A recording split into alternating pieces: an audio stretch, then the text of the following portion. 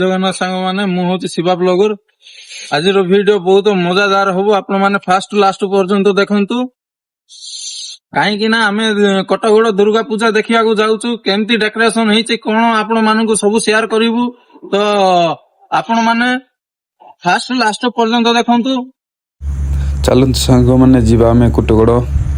ଚାଲନ୍ତୁ ଏବେ ଆମେ କୁଟଗଡ଼କୁ ବାହାରିଲୁ। ତ ସାଙ୍ଗମାନେ ଆମେ ଜଷ୍ଟ ଏବେ କୁଟଗଡ଼ରେ ପହଞ୍ଚିଲୁ। ଆପଣମାନେ ଦେଖିପାରୁଥିବେ କୁଟଗଡ଼ର ଫାଷ୍ଟ ଗେଟ୍ଟା କେମିତି ଦେଖାଯାଉଛି, ଭିତରେ ବି କେମିତି ଦେଖାଯାଉଛି ଆପଣମାନେ ଦେଖିପାରୁଥିବେ।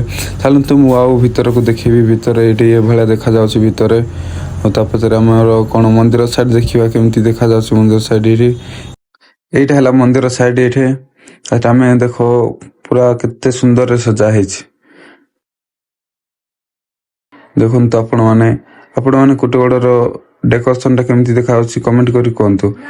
ଏଇଟା ଗୋଟେ ଆଉ 3 ନମ୍ବର ଗଳିଟା, 3 ନମ୍ବର ଗଳିରୁ ଯାଇକି ଫାଷ୍ଟ ଫ୍ରଣ୍ଟ ସାଇଡ୍ ଏଇଟା ମନ୍ଦିରଟା ଦେଖାଯାଉଛି, ମୂର୍ତ୍ତି ଦେଖାଯାଉଛି ଫ୍ରଣ୍ଟ ସାଇଡ୍ ଗେଟ୍ଟା। ଏଇଟା ମନ୍ଦିର ବି ବହୁତ ବଢ଼ିଆ ସଜା ହେଇଛି, ଲୋକମାନେ ବି ଅଛନ୍ତି ଦେଖୁଛନ୍ତି, ବହୁତ ଏନ୍ଜୟ କରୁଛନ୍ତି। ତାପରେ ଆମେ ମନ୍ଦିରକୁ ଦେଖିବା, ମନ୍ଦିର ମୂର୍ତ୍ତି ଗୋଟେ ଦେଖିବା କେମିତି ଦେଖାଯାଉଛି ମୂର୍ତ୍ତିଟା। ଚାଲନ୍ତୁ ଆମେ ମୂର୍ତ୍ତି ଦର୍ଶନ କରିବା। ଜୟ ଦୁର୍ଗା ମା। ଏଇଠି ଦେଖନ୍ତୁ ମୂର୍ତ୍ତି କେମିତି ଦେଖାଯାଉଛି, ଆପଣମାନେ ଦେଖିପାରିବେ କେତେ ସୁନ୍ଦରରେ ସଜେଇଛନ୍ତି। ଚାଲନ୍ତୁ ଆମେ ଭିତରକୁ ଟିକେ ଯିବା, ଭିତରକୁ ଟିକେ ଦେଖିବା। ଏଇଠି ଜୁମ୍ କରିଦେବା ବୋଧେ ଲାଗୁଛି, ହଉନି ଜୁମ୍ କରି ହଉନି। ଚାଲନ୍ତୁ ଏଇଟା ମା ମାନେ ସବୁ ଦର୍ଶନ କରିବା ପାଇଁ ଆସିଛନ୍ତି, ଦର୍ଶନ କରିକି ପଳେଇବେ ଏବେ।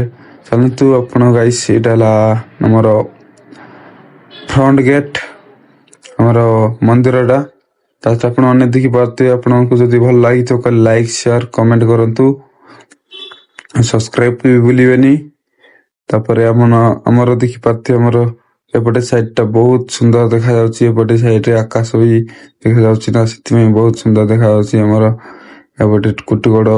ଚାଲ ଗାଇସ୍ ଆମର ଭିଡ଼ିଓ ଏବେ ଶେଷ। କେମିତି ଲାଗିଲା ଭିଡ଼ିଓ କମେଣ୍ଟ କରି କୁହନ୍ତୁ। କମେଣ୍ଟ ଲାଇକ୍ ସେୟାର ସବସ୍କ୍ରାଇବ୍ କରନ୍ତୁ। ତାପରେ ଆମେ ନେକ୍ସଟ ଭିଡ଼ିଓରେ ଦେଖା ହେବା। Tata, love you all guys. ଜୟ ଜଗନ୍ନାଥ।